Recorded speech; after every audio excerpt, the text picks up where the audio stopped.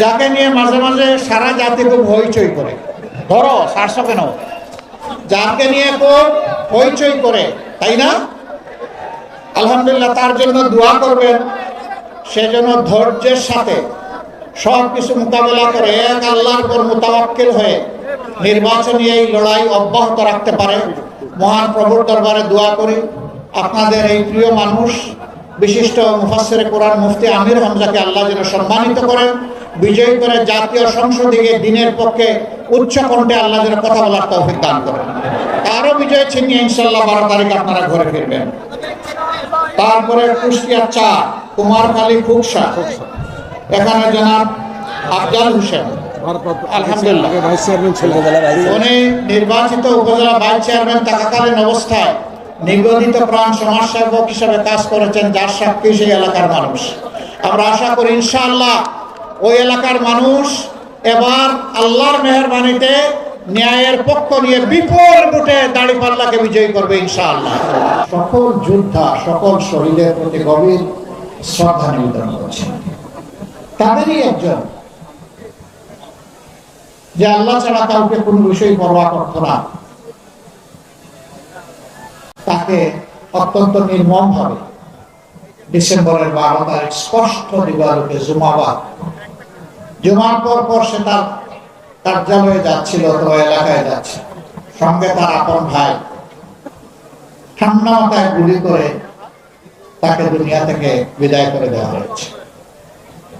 হ্যাঁ, এক ফাহাদকে বিদায় করেছে, আবরারকে বিদায় করেছে, আবু সাইদকে বিদায় করেছে, কিন্তু মনে রাখবা এক একটা বিপ্লবী হাজার নয়, লক্ষ নয়, কোটি বিপ্লবীর দুনিয়ায় জন্ম দিয়ে তারা বিদায় নিয়েছে। আজ আমি এখানে দাঁড়িয়েছি আমার ওই মায়ের পক্ষে কথা বলতে, যে মা তার সন্তান হারিয়েছেন, অত্যন্ত নির্মম ভাবে সন্তানকে খুন করা হয়েছে। এই মায়েদের দুয়ারে আমি হাজির হওয়ার চেষ্টা করেছি, সব জায়গায় যেতে পারি নাই, বেশিরভাগ জায়গায় যাওয়ার চেষ্টা। আমি মায়েদের মুখে চোখের পানি দেখিনি, আমি তাদের মুখে, তাদের চোখের কোণে আমি রক্ত দেখেছি, তার সন্তানের রক্ত। এটি চোখের পানি ছিল না, এটা ছিল সন্তানের রক্ত। ওই সমস্ত বোনদের চোখের কোণে আমি পানি দেখেছি যারা অল্প বয়সে স্বামীকে হারিয়েছে, জালিম তাদের বুক থেকে কেড়ে নিয়েছে। অবশ্য শিশুদের যখন তুলে নিয়েছি, আমরাও শিশুদের সাথে একসাথে কান্নায় ভেঙে পড়েছি। ওদেরকে কি দিয়ে সান্ত্বনা দেব? সান্ত্বনা দেওয়ার কোন ভাষা আমরা খুঁজে পাই। সারা বাংলার সকল জনপদের একই মানচিত্র। অসংখ্য মায়ের বুক থেকে, বোনের বুক থেকে, সন্তানের বুক থেকে তাদের আপনজনকে তুলে নিয়ে বছরের পর বছর আয়না করে রাখা হয়েছে, গুম করে রাখা হয়েছে। বেশিরভাগকে আলহামদুলিল্লাহ আমরা ফেরত পেয়েছি, হয় জীবিত অথবা লাশ হিসাবে। কিন্তু কিছু আল্লাহর বান্দা এখনো রয়ে গেছেন। কুষ্টিয়া ইসলামী বিশ্ববিদ্যালয়ের 2 জনকে আমরা এখন পর্যন্ত পাইনি। এরকম আরো 8 জন যাদেরকে এখন আমরা খুঁজে পাইনি। আমরা যখন তাদের প্রিয়জন আপনজনের সাথে মিলিত হই, তখন তারা বলে, ও কি বেঁচে আছে? যদি বেঁচে থাকে তাহলে কোথায়? আমার বুকের দন আমার বুকে ফিরে আসবে কি? আর যদি বেঁচে না থাকে আমার সন্তানের কবরটা কোথায়? তাকে না পাই, অন্তত কবরের মাটিটা ছুটতে চায়। এই লোকগুলোর সবচেয়ে বড় প্রশ্ন, তারা জানে না কোন লোকটি বেঁচে আছে কতবার। আল্লাহ, তুমি তো সবের বাসির, তুমি তো আলা কুল্লি শাইইন কাদির। এই লোকগুলোকে তোমার হাওয়ালা করো। এই যত পরিবারের কথা বললাম, তুমি নিজেই তাদের অভিভাবক হয়ে আল্লাহ তুমি তাদের নিরাপত্তার ব্যবস্থা করো, তারা যেন দুনিয়ায় সম্মানের সাথে বসবাস করে। প্রিয় বন্ধুগণ, আপনারা জানেন দল হিসাবে আমরা কতটা মজলুম ছিলাম। আমাদের ভাই বোনদেরকে স্বস্তিতে এক জায়গায় স্থির থাকতে দেওয়া হয়নি। এই অঞ্চলে আমাদের বোনদেরকে দফায় দফায় গ্রেফতার করে রিমান্ডে নিয়ে অপমান করা হয়েছে, নির্যাতন করা হয়েছে। ও আমার মা বোনেরা, আপনারা মন খারাপ করবেন না। নবী করিম সাল্লাল্লাহু আলাইহি ওয়াসাল্লাম ইসলামের সুমহান নিয়ামত নিয়ে যখন মানুষের কাছে দাওয়াত নিয়ে পৌঁছলেন, মক্কায় অসহায় সাধারণ মানুষগুলোই প্রথমে তাকে কবুল করেছে। তিনি যখন গুহা থেকে নেমে সমতলে আসলেন, তখন আমাদের আম্মা জান খাদিজাতুল কুবরা রাদিয়াল্লাহু তাআলা আনহা সর্বপ্রথম ঈমান কবুল করেছে।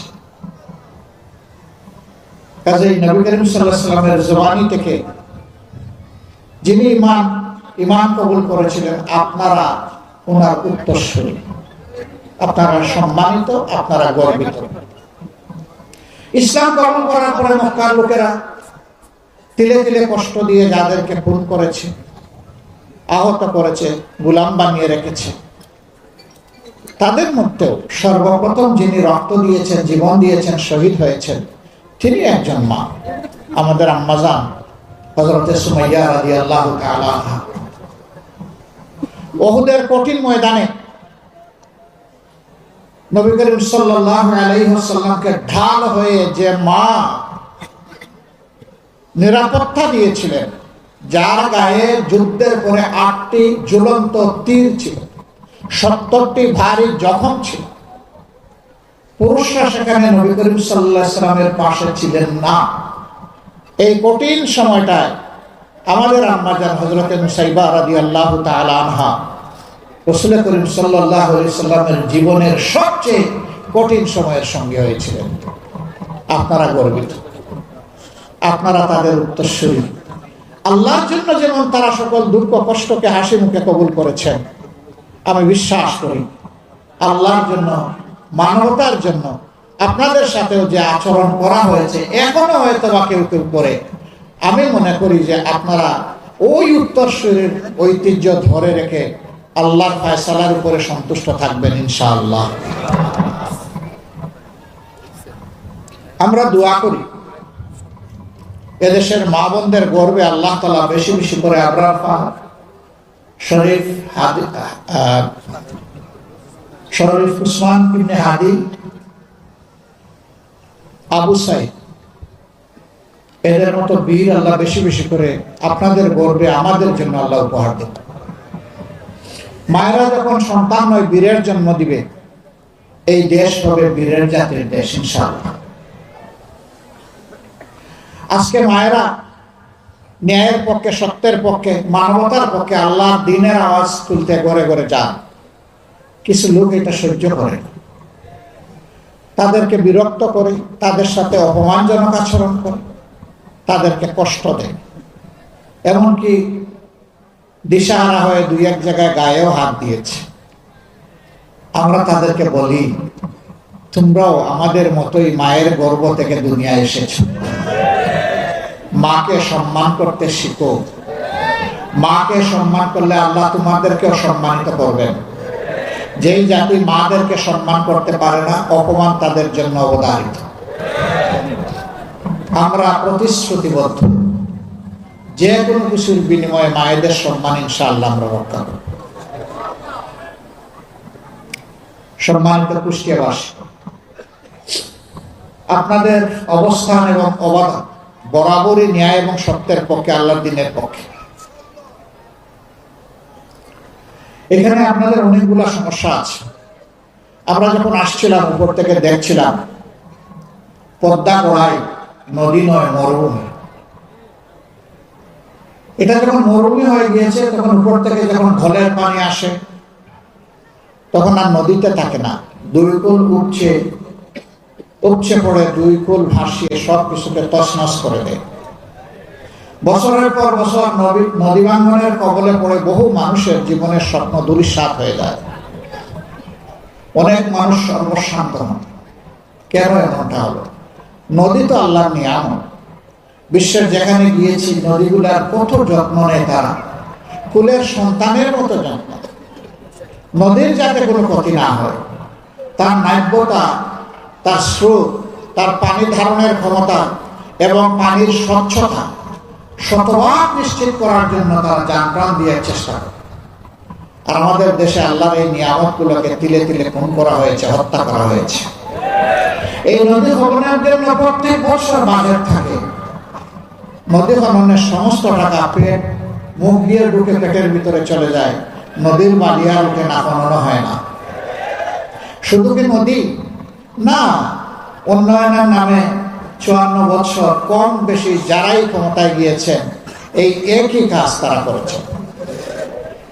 এই যারা 54 বছরে দেশটাকে কামড়ে একেবারে তছনছ করে দিয়েছে, আমরা গভীরভাবে বিশ্বাস করি এদের দৃষ্টিভঙ্গি এবং চরিত্র পরিবর্তন না হলে এরা দেশের জন্য ভালো কিছুই করতে পারবে না।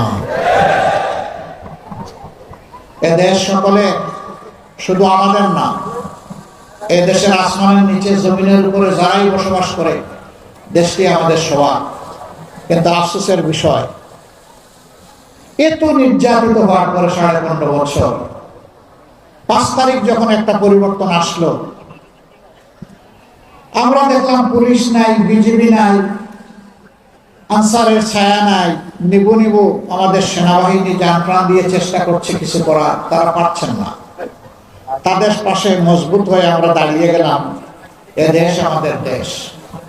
এত মজলুম একটা সংগঠন, নেতৃবৃন্দকে খুন করা হলো, ফাঁসি দেওয়া হলো, দফায় দফায় জেলে পুরা হলো, অফিস বন্ধ করে রাখা হলো, ঘর বাড়ি বুলডোজার দিয়ে গুড়িয়ে দেওয়া হলো, আমাদের নিবন্ধন কেড়ে নেওয়া হলো। শেষ পর্যন্ত বেদিশা সরকার আমাদেরকে বেহুশ হয়ে নিষিদ্ধ ঘোষণা করলো।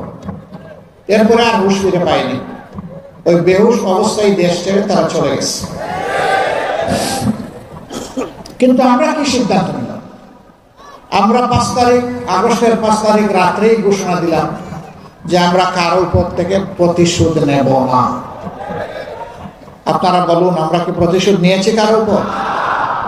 আমরা বলেছিলাম অন্যায়ভাবে কাউকে মামলার আসামি করা হবে না। আমরা অন্যায়ভাবে একটা মানুষকেও মামলার আসামি করি নাই। বাংলাদেশে হাজার হাজার মামলা আমরা দায়ের করি নাই। খুব অল্প সংখ্যক, আমাদের 8টা মামলায় আসামি মাত্র 1 জন করে। কারণ আমরা দ্বিতীয় ব্যক্তি দায়ী খুঁজে পাইনি, আমরা দ্বিতীয় জনকে দিব কিভাবে? কিন্তু সে জায়গায় কেউ কেউ মামলা করেছেন মনের সমস্ত মাধুরী মিশিয়ে। শত শত মানুষকে মামলার আসামি করেছে। সেই আসামিতে জনগণ আছে, আইন শৃঙ্খলা রক্ষাকারী বাহিনীর সদস্যরা আছে এবং সিভিল প্রশাসনের লোকেরা আছে। কি আশ্চর্য ব্যাপার! আবার তাদের সাথে এরপরে ডায়লগ শুরু করে, নাম অবশ্য এসে গেছে, এখন তো খাটতে হলে কিছু মাল পানি দেওয়া লাগবে। এই তো শুরু হয়ে গেল মামলা বাণিজ্য। জায়গায় জায়গায় দখলদারি, জায়গায় জায়গায় আমাদের ভাইয়েরা নেমে পড়লেন চাঁদাবাজি করতে। এই ভাইদের প্রতি আমরা খুব দরদ ভরা মনে বলতে চাই, সত্যি যদি আপনাদের সংসারে অভাব অনটনের কারণে আপনারা এই কাজগুলা করে থাকেন, আসুন আপনারা এখান থেকে সরে আসুন। আল্লাহ আমাদেরকে যে রিজেক্ট দিয়েছেন ওইটাই আপনাদের সাথে আমরা ভাগাভাগি করে খাইতে রাজি আছি। তবুও মানুষকে কষ্ট দিবেন না, চাঁদাবাজি করবেন না। এখানে কুষ্টিয়া জেলায় 60টার মতো চাল কল আছে, রাইস মিল। ট্রাকগুলো এখান থেকে চাল বোঝাই করে রাজধানী এবং দেশের বিভিন্ন গন্তব্যে যায়। এখানে প্রতিটি ট্রাক থেকে বেসরকারি খাজনা আদায় করা হয়। চাঁদা বললে মানুষ একটু লজ্জা পায়, তো এই জন্য বললাম বেসরকারি খাজনা। এবং রেটও ভালো, প্রতি ট্রাকে 5,000। ট্রাকের মালিকরা অতিষ্ঠ, ব্যবসায়ীরা অতিষ্ঠ, চালকল মালিকেরা তারা অতিষ্ঠ। এরপরে আবার বিভিন্ন স্ট্যান্ড দখলের ব্যাপার আছে। আমি অবশ্য স্ট্যান্ডের নাম নেই না, ওইটা নিলেও মানুষ মন খারাপ করে একদল মানুষ। আপনারা জানেন ওই সমস্ত স্ট্যান্ডের নাম দাম, তাই না? আমরা সবাইকে বলি সরে আসো, ওখান থেকে সরে আসো। আমরা কথা দিচ্ছি এমন এক বাংলাদেশ আমরা গড়তে চাচ্ছি, আল্লাহর পর ভরসা করে, মহান আল্লাহর পর ভরসা করে গড়তে যাচ্ছি, যেই বাংলাদেশের প্রত্যেকটি সক্ষম পুরুষ এবং নারীর হাতে মর্যাদার কাজ আমরা তুলে দেব ইনশাআল্লাহ। বিশেষ করে যুবক যুবতীদের হাতে, তাদের এই যৌবনের শক্তি দিয়ে তারা যেন দেশকে দারুণভাবে গড়তে পারে, এগিয়ে নিয়ে যেতে পারে। এবং তোমাদের হাতেও আমরা কাজ তুলে দেবো, যারা এই সমস্ত কর্মকাণ্ডে লিপ্ত আছে। সেদিন সম্মানের সাথে তোমরা বসবাস করবা। এখন তো তোমরা অপমানজনকভাবে এই সমাজে বসবাস করো, মানুষ তোমাদেরকে ঘৃণা করে, মানুষ তোমাদেরকে অভিশাপ দেয়। সেই ঘৃণা এবং অভিশাপ থেকে ভাইয়েরা তোমরা সেদিন মুক্তি পেয়ে যাবা। আমরা সারা জাতির সমস্ত মানুষগুলোর মুক্তির চিন্তা করি। আমরা নিজেরা খাওয়ার জন্য রাজনীতি করি না, এবং দলীয় কর্মীদের পেট ভরানোর জন্য আমরা রাজনীতি করি না। বরঞ্চ এদেশের দুঃখী বোঝা ভাঙা মানুষের পেটে কিভাবে আমরা মুখে একটু খাবার তুলে দিতে পারি আর পেটে একটু কাপড় তুলে দিতে পারি, এটি হবে আমাদের সংগ্রাম ইনশাআল্লাহ। এখানে নদীকে যেভাবে খুন করা হয়েছে আপনারা জানেন, আমরা এই 2 দিন আগে উত্তরবঙ্গ সফর করে এসেছি, একইভাবে ওখানে খুন করা হয়েছে। ওখানে 4টা প্রধান নদী আছে, সেই নদীগুলোকে শেষ করে দেওয়া হয়েছে। আমরা বলেছি ওখানে আমাদের জীবন বাঁচানোর সংগ্রাম হবে শুরু নদী বাঁচানোর মধ্য দিয়ে। আমরা এখানেও কথা দিচ্ছি, আমরা ইনশাআল্লাহ নদী বাঁচানোর মধ্য দিয়ে এই অঞ্চলের সংগ্রাম আমরা শুরু করবো ইনশাআল্লাহ। নদী বাঁচলে মাটি বাঁচবে, মাটি বাঁচলে আমার মাও বাঁচবে। এই জন্য আগে নদী। এই নদীতে অনেক বরকত আল্লাহ রেখেছেন, নদীতে জলজ প্রাণী রেখেছেন যেটা আমাদের রিজেকের। নদীতে যে পানি আল্লাহ দিয়েছেন যেটা আমাদের মাটিকে বাঁচিয়ে রাখে। নদীর নাব্যতা যখন থাকবে তখন আমাদের যোগাযোগ ব্যবস্থা সহজ হবে এবং সুলভ হবে। পণ্য পরিবহনে খরচ অনেক কমে যাবে, জনগণের উপর প্রত্যেক যে মূল্যের ভার এটা কমে আসবে। অবশ্য কমে আসার ক্ষেত্রে 3 জায়গায় আমরা হাত দেব। যোগাযোগ উন্নত করা, 2 নম্বর হচ্ছে সিন্ডিকেট ভেঙ্গে একদম চুরমার করে দেওয়া, আর 3টা হচ্ছে চাঁদাবাজিতে যারা লিপ্ত তাদেরকে আমাদের বুকে টেনে নিয়ে অন্য ভালো কাজে লাগিয়ে দেওয়া। এই 3টা কাজ আমরা সফলভাবে যদি আল্লাহ তাআলার সাহায্য করতে পারি, আমরা বিশ্বাস করি 1 বছরের ভিতরে বাংলাদেশের মানুষ লক্ষণীয় পরিবর্তন দেখবে ইনশাআল্লাহ। সম্মানিত ভাইরা, এখানে চিনিকল ছিল, কুষ্টিয়া চিনিকল বন্ধ হয়ে আছে। দুনিয়ার সব জায়গায় ইন্ডাস্ট্রির বিস্তার করছে, আর আমাদের একটা একটা করে তালা ঝুলানো হয়েছে। শহীদ মৌলানা মতিউর রহমান নিজামী, বাংলাদেশ জামাতে ইসলামের সাবেক আমির, তিনি যখন শিল্পমন্ত্রী ছিলেন তখন তিনি ঘোষণা দিয়েছিলেন আজ থেকে আর কোনো সরকারি কলকারখানায় তালা ঝুলবে না নতুন করে, বরঞ্চ ঝুলা তালা যেখানে যেখানে আছে সেইগুলা খোলার চেষ্টা করব আমি। এবং তিনি তাই করেছিলেন। বন্ধ লোকসানি চিনিকলগুলা খুলে দিয়ে বিভিন্ন জায়গায় সেইগুলাকে মাত্র 2.5 বছরের মাথায় লাভজনক প্রতিষ্ঠানে পরিণত করেছিলেন। তিনি করতে পেরেছিলেন, তার ব্যক্তিগত সততা ছিল, তার মাঝে স্বজনপ্রীতি ছিল না, তিনি একজন ভিশনারি নেতা ছিলেন, তিনি জাতির জন্য প্রাণ ভরে কাজ করতে চেয়েছিলেন। এই জন্য তার পক্ষে এটা সম্ভব হয়েছে। তিনি বুয়েট থেকে পাশ করা কোনো ইঞ্জিনিয়ার ছিলেন না, এর আগে তিনি কৃষি মন্ত্রণালয়ে সার্ভ করেছেন, তিনি কৃষি বিশ্ববিদ্যালয়ের কোনো গ্রাজুয়েট ছিলেন না, তিনি একজন আলেমে দ্বীন ছিলেন, ঢাকা বিশ্ববিদ্যালয়ের রাষ্ট্রবিজ্ঞানের একজন ছাত্র ছিলেন। তিনি যদি শিল্পে এসে শিল্পের বিপ্লব ঘটাতে পারেন, কৃষিতে বিপ্লব ঘটাতে পারেন, আমরা বিশ্বাস করি জনগণ যদি সুযোগ দেয় ইনশাআল্লাহ তাআলা আজিম বাংলাদেশের সকল সেক্টরে বিপ্লব ঘটবে। প্রিয় কুষ্টিয়াবাসী, এখানে 4টা আসন, 4টা আসনে 11 দলের পক্ষ থেকে 4 জনকে দাঁড়িপাল্লা প্রতীকে মনোনয়ন দেওয়া হয়েছে। এই 11 দলের যাকে যেখানে মনোনয়ন দেওয়া হয়েছে ওইটাই 11 দলের প্রতীক। এখানে পাল্লা হচ্ছে 11 দলের প্রতীক, পাল্লা হচ্ছে ইনসাফের প্রতীক। অতীতের সরকারগুলো পাল্লা সহ্য করতে পারে নাই, এই জন্য পাল্লাকে তারা গুম করে ফেলেছিল। পাল্লা আয়নাগর থেকে মুক্তি পেয়েছে আলহামদুলিল্লাহ। জানেন কেন পাল্লা সহ্য করতে পারে না? পাল্লা যদি বিজয়ী হয় তাইলে সমাজে ন্যায় বিচার কায়েম হবে, আর ন্যায় বিচার যদি কায়েম হয় তাইলে বিড়ালের অসুবিধা হবে। একজন সাধারণ মানুষ খাওয়ার সময় গরম ভাত চায়, কিন্তু গরম ভাতে বিলাই ভেজা, ওর যে মুখ পুড়ে। এই জন্য ওই বিড়াল খাসলতের যারা সমাজে ন্যায় বিচার দেখতে চায় না, বরঞ্চ বিচারাঙ্গনকে নিজের পকেটে নিয়ে চলতে চায়, তারা পাল্লাকে গায়েব করে দিয়েছিল। আল্লাহ তাআলা সেই গুম অবস্থা থেকে, আয়নাগর থেকে পাল্লাকে মুক্তি দিয়েছেন আলহামদুলিল্লাহ। এবার বাংলাদেশের মানুষের কণ্ঠে কথা একটাই, দফায় দফায় অনেক দলকে বাংলাদেশ পরিচালনার দায়িত্ব দেওয়া হয়েছে। আপনারা যা করেছেন আমরা দেখেছি, কেউ কেউ এখন যা করছেন তাও আমরা দেখছি। সুতরাং এখন আমরা ন্যায় ইনসাফের প্রতীক দাঁড়িপাল্লার সঙ্গে হতে চাই। যুবকরা ইতিমধ্যে রায় দিয়ে দিয়েছে, 5টা বিশ্ববিদ্যালয়ে নির্বাচনের মাধ্যমে যুবক যুবতীরা তারা বলেছে আমরা পরিবর্তন চাই এবং আমরা ন্যায় ইনসাফের পক্ষেই থাকতে চাই। বিভিন্ন নারীদেরকে উস্কানি দেওয়া হয়, বলে যে পাল্লার বিজয় হলে আপনার কেমন লাগবে? আলহামদুলিল্লাহ ডেসপারেটলি এখন মারা বলতেছেন ভালো লাগবে। আপনি কারে সমর্থন করেন? পাল্লারে সমর্থন করেন। পাল্লা সমর্থন করলে এই পোশাক তো আপনি পড়তে পারবেন না, কেউ পরবো না। তখন পোশাক যেমন হওয়া দরকার তেমন পরবো।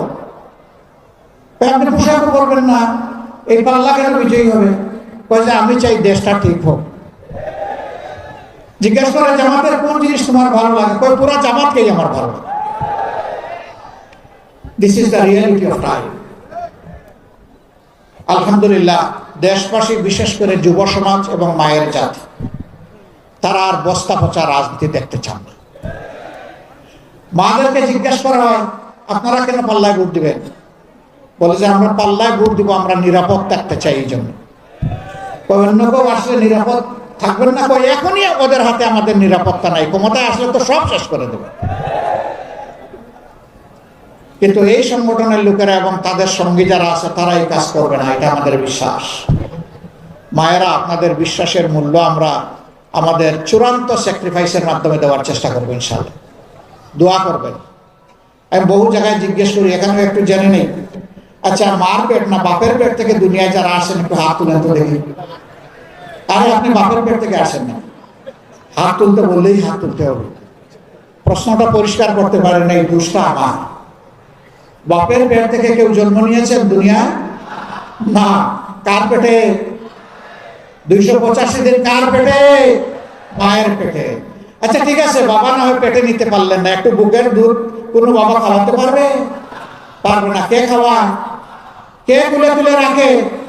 কার বুক আমাদের বিছনা ছিল? এইটা অনন্য। মায়েদের তুলনা শুধু মায়ের, আর কারো সাথে তাদের তুলনা হবে না। এই মায়ের জাতিকে যারা সম্মান দিতে জানে না, এরা কপাল পোড়া। যারা সম্মান দিতে জানবে তারাই ভাগ্যবান, তারাই বীর পুরুষ। আমরা মাদেরকে ইনশাআল্লাহ ঘরে, যাতায়াতে, কর্মস্থলে, 3 জায়গায় আমরা পরম সম্মানের সাথে 2টি জিনিস আমরা নিশ্চিত করবো ইনশাআল্লাহ। নাম্বার 1 তাদের মর্যাদা, নাম্বার 2 তাদের নিরাপত্তা। শহরগুলোতে, বড় শহরগুলোতে তাদের জন্য আলাদা বাস সার্ভিস চালু করা হবে। মারা ঘর থেকে বের হলে শহরে কোনো জায়গায় তাদের জন্য এখন নামাজের এবং ওয়াশরুমের কোনো ব্যবস্থা থাকে না। আমরা কথা দিচ্ছি এই সবগুলা করা হবে ইনশাআল্লাহ। যে মায়েরা কাজ করবেন, সন্তান যদি তাদের দুগ্ধপুষ্য হয়, তাহলে অবশ্যই কর্মস্থলে তাদের জন্য ব্রেস্ট ফিডিং কর্নার রাখা বাধ্যতামূলক করা হবে। এবং যে সমস্ত ইন্ডাস্ট্রি, ফ্যাক্টরি, কাজের এভিনিউতে পর্যাপ্ত নারী ম্যান পাওয়ার আছেন, সেখানে বেবি কেয়ারও চালু করতে হবে। তারা যাতে কমফর্ট নিয়ে স্বস্তির সাথে তারা তাদের পেশাগত দায়িত্ব পালন করতে পারে। অনেকে আমাদের বিরুদ্ধে কথা ছড়ায়, জামাতে ইসলামী ক্ষমতায় গেলে সব মহিলাদেরকে ঘরের ভিতরে আটকে রাখবে। ভাই, অত টাকা নাই, অত তালা কিনার আমাদের। নবী করিম সাল্লাল্লাহু আলাইহি ওয়াসাল্লাম যুদ্ধের ময়দানে আমাদের মাদেরকে সঙ্গে করে নিয়ে গেছেন যোদ্ধা হিসাবে। সকল কর্মকাণ্ডে তারা অংশগ্রহণ করেছেন। আমরা নিশ্চিত করছি, গড় থেকে শুরু করে যুদ্ধের ময়দান পর্যন্ত যারা পছন্দ করবেন, যারা যেতে চাবেন, তাদের জন্য দুয়ার খুলে দেওয়া হবে ইনশাআল্লাহ। এবং সেখানে তাদের পূর্ণ নিরাপত্তা এবং সম্মান মর্যাদা নিশ্চিত করা হবে। ধোঁকাবাজদের জ্বালাতন থেকে তারা মুক্তি পাবেন ইনশাআল্লাহ। যুব সমাজ, ভাই বোনেরা, আমরা কোনো বেকার ভাতা তোমাদেরকে দিব না, দিতে পারবো না।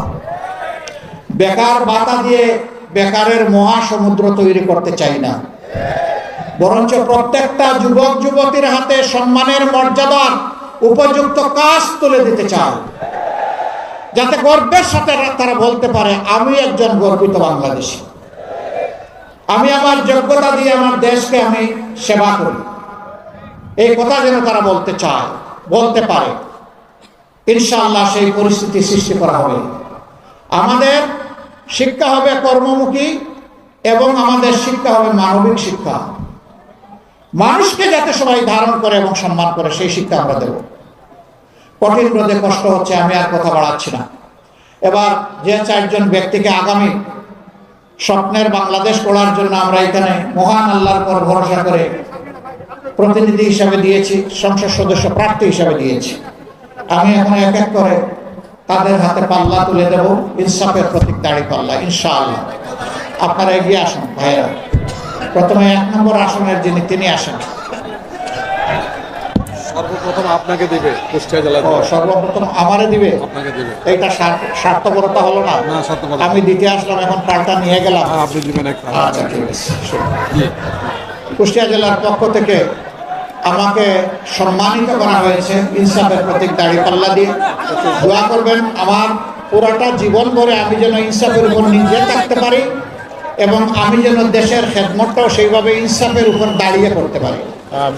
জি, শুক্রিয়া আপনাদের। এরপরে 1 নম্বর আসন আসেন। 1 নম্বর আসনের প্রার্থী যিনি, তিনি আসেন। আলহামদুলিল্লাহ। আমরা 1 নম্বর আসন, এটা কোন এলাকা নিয়ে জানি? দৌলতপুর।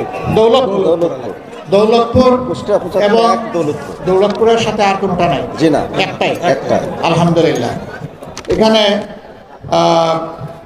বিশিষ্ট আলেমের দিন অধ্যক্ষ মৌলানা বেলাল উদ্দিন, ওনার হাতে আমরা ইনসাফের প্রতীক দাঁড়িপাল্লা তুলে দিলাম। আপনি ধরেন, শক্ত করে ধরেন, উঁচু করে ধরেন।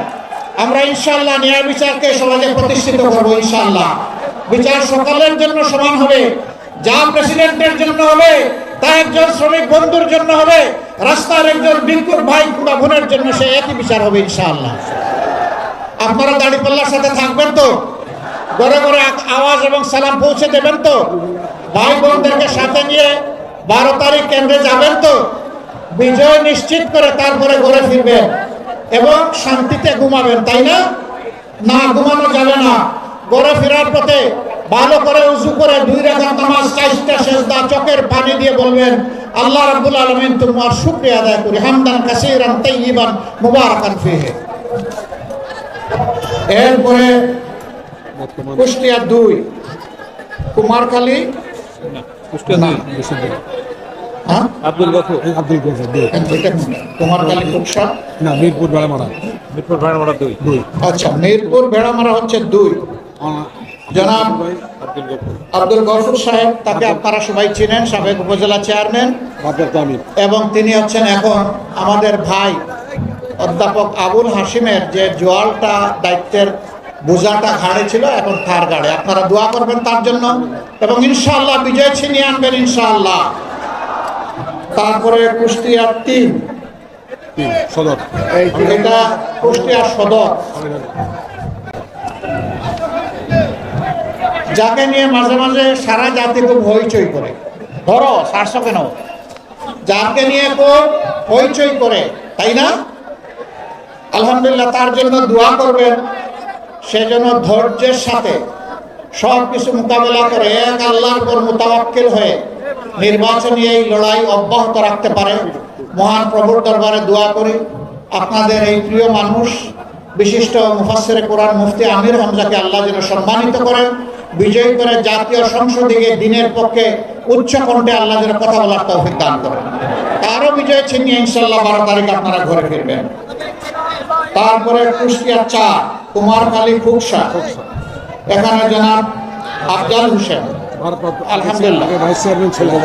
উনি নির্বাচিত উপজেলা ভাইস চেয়ারম্যান থাকাকালীন অবস্থায় নিবেদিত প্রাণ সমাজসেবক হিসাবে কাজ করেছেন, যার সাক্ষী সেই এলাকার মানুষ।